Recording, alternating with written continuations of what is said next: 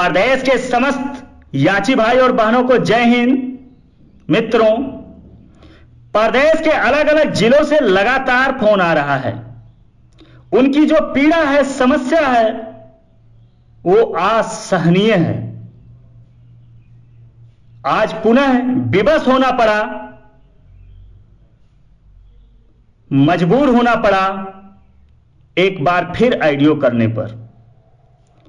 मित्रों, आज हम आप जिस जगह पे आके रुके हैं वहां से पीछे हटते हैं तो जीवन भर जगहंसाई के पात्र बन के रह जाएंगे और आगे रणनीतिक तौर पे एक साथ होकर कार्य नहीं करते हैं तो माननीय सर्वोच्च न्यायालय दिल्ली में परिणाम कुछ भी हो सकता है।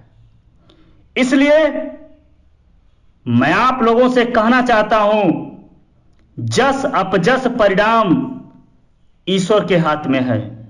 उसी में एक शब्द अपजस का भी आता है। हो सकता है जो हमारे आपके साथ घटना घटित हुआ है 10 अगस्त से लेकर 16 अगस्त के बीच में, ये ईश्वर की मर्जी हो। और उसी में एक शब्द जस का भी है जो आगे हो सकता है माननीय सर्वोच्च न्यायालय दिल्ली में फैसला हमारे हक में रहे। तो हमें आपको एक साथ होकर एक रणनीतिक तौर पे कार्य करना होगा सफल होने के लिए, जिससे आगे चल के हम आप जगहंसाई के पात्र ना बने। अब तमाम हमारे याची भाई बहन हैं जो सस्पेंस में हैं कि ऑर्डर आने में कहीं 90 दिन का वक्त ना लगे। मित्रों, हमारा आपका ऑर्डर रिजर्व नहीं हुआ है। ऑर्डर कभी भी आ सकता है, 1 से 2 सप्ताह लग सकता है, लेकिन जो 90 दिन का आप अपने जेहन में रखे हैं, ऐसा संभव नहीं है। आज कल परसों कभी भी आ सकता है ऑर्डर। तो इसको लेके आप परेशान ना रहिए।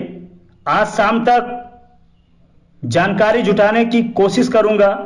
ऑर्डर के बारे में जो भी होगा आप लोगों को बता दिया जाएगा। कुछ हमारे भाई बहनों का मानना है धरना आज हमारे आपके जो वक्त है फेवर में नहीं है। आप शक्ति प्रदर्शन या धरना का विकल्प नहीं सोच सकते हैं।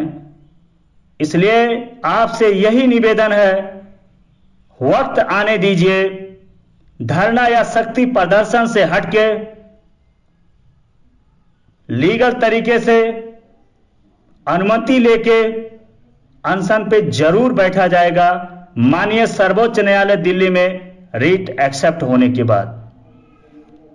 लास्ट हमारा आपका जो पॉइंट है सुप्रीम कोर्ट में याचिका, जो मेरा खुद का मानना है, मेरा खुद का सोच है, जो माननीय सर्वोच्च न्यायालय दिल्ली में ऑर्डर आने के बाद अधिवक्ता से राय सलाह लेने के बाद जो पढ़ने वाला है वो सिर्फ पहले कुछ ही अभ्यर्थियों का याचिका पड़ेगा। प्रदेश भर के सभी याचिकाकर्ता का याचिका नहीं पड़ेगा। उससे 2% के लिए हमें कोई अनहोनी होता है तो सबका पैसा व्यर्थ नहीं जाएगा। बाकी अधिवक्ता पैसा लेने के लिए बैठे हैं। कोई भी अधिवक्ता किसी का सगा नहीं होता है, उन्हें पैसा चाहिए। लेकिन हमें आपको एक रणनीतिक तौर पे कार्य करना होगा। किसी असहाय बेरोजगार अभ्यर्थियों का पैसा बेकार ना जाए। इसलिए किसी भी अभ्यर्थी का जब तक याचिका एक्सेप्ट नहीं होता है तब तक याचिका नहीं पड़ेगा। जो सबसे पहले कुछ अभ्यर्थियों का याचिका पड़ेगा उसका जो भी खर्चा लगेगा 10, 20, 50 हजार, 1 लाख ड्राफ्टिंग से लेके जो भी प्रक्रिया होगा उसका वहन हम करेंगे, जो भी खर्चा लगेगा। जैसे ही डायरी नंबर आ जाता है। उसके पहले हम जो भी कार्यकारिणी का सदस्य होंगे, आगे जो कार्य किया जाएगा उनसे सलाह लिया जाएगा। और कोई जरूरी नहीं है जो 2 से 4 अधिवक्ताओं का नाम हमने आपको प्रोवाइड किया था वही रहें। जो इस केस के लिए बेहतर होंगे वो विकल्प चुना जाएगा। अपने सीनियरों से, अधिवक्ताओं से राय लेके आगे कार्य किया जाएगा जो इस केस के लिए, हमारे आपके भविष्य के लिए बेहतर होगा। मैं कोई भी कार्य मनमानी तौर से ना किया हूं ना करूंगा। ये कुछ लोगों की सोच है, मानसिकता है, ये अलग की बात है। मित्रों, इस भर्ती के लिए जितना संभव होता है हमेशा से प्रयास करते आया हूं, प्रयास करूंगा। पूरी पारदर्शिता के साथ कार्य होगा जो आपको दिखेगा। फिलहाल अभी पैसे की तो कोई जिक्र ही नहीं है।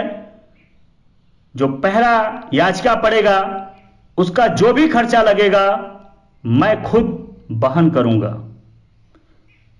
डायरी नंबर आने के बाद जब हमें आपको इंगेज करना होगा 2 अधिवक्ता को, मेरे पास उतना व्यवस्था नहीं है, नहीं तो वो भी मैं कर देता। उसमें आप लोगों को मदद करना होगा।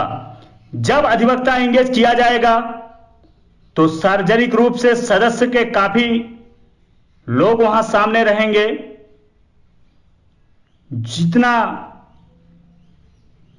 फीस होगा वो सार्वजनिक रूप से किया जाएगा। उसके बाद हमारे आपके पास जितने याचिकाकर्ता होंगे उस हिसाब से रखा जाएगा। जब हमारा आपका रेट एक्सेप्ट हो जाएगा, एक साथ प्रदेश के जितने भी इच्छुक अभ्यर्थी होंगे उनका याचिका डलवा दिया जाएगा। जब संख्या ज्यादा होता है तो पैसा कम लगता है और कम पैसे में हमारा आपका कार्य हो जाएगा। ये मेरा खुद का रणनीति है। आप इससे सहमत हैं कि नहीं सहमत हैं, आपकी इच्छा। शुरुआत में बहुत ज्यादा अभ्यर्थियों का याचिका डलवाने से कोई फायदा नहीं। हमें आपको तभी लाभ मिलेगा जब हमारा आपका याचिका एक्सेप्ट होगा। उसके पहले आप कितने को याचिका डलवाते हैं, क्या करते हैं, कोई मतलब नहीं निकलता। यह मेरा अनुभव है। उस अनुभव के आधार पर आप लोगों को जानकारी दे रहा हूं। और जो याचिका में पहले खर्चा लगेगा मैं पूरा वहन करूंगा। किसी से 1 रुपया ना आने जाने या ड्राफ्टिंग या जूनियर अधिवक्ता का फीस किसी से नहीं लूंगा। आगे जो हमारे कार्यकारिणी के सदस्य होंगे उनसे राय लेके आगे कार्य किया जाएगा उनके सहमति से। और जो कार्यकारिणी के सदस्य आएंगे वो हमारे इच्छा के अनुसार नहीं होंगे। अपने अपने क्षेत्र से, अपने अपने मंडल से वो अभ्यर्थियों के द्वारा चयन किए जाएंगे। उसके बाद वो बनेंगे, जिससे अभ्यर्थियों को किसी बात को लेकर मतभेद ना रहे। जो भी कार्य किया जाए पारदर्शी तौर पे किया जाएगा। और ये जो सदस्य की बात है, कल के बाद वो भी प्रक्रिया चालू हो जाएगा। किसी बात को लेके आप अपने दिमाग में गलत मत रखिएगा। जो भी कार्य होगा पारदर्शी तौर पे होगा, इसमें 2 राय नहीं है। तो याचिका के बारे में आप लोगों को बता दिया गया और आर्डर के बारे में। आगे हम लोग एक साथ होके ये लड़ाई लड़ेंगे और जीतेंगे भी। हमारे राय से बहुत कुछ लोग सहमत नहीं होंगे, तो मैं उन भाइयों से कहना चाहता हूं कि आप स्वतंत्र हैं, आप अपना रास्ता अलग से तय करने के लिए।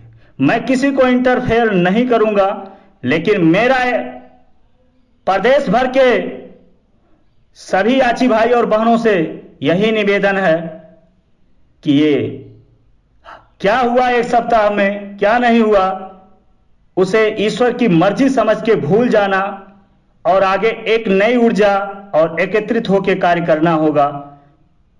ये राजनीतिक का गढ़ ना बने, ये भविष्य का सवाल है, बाकी आप लोगों की इच्छा।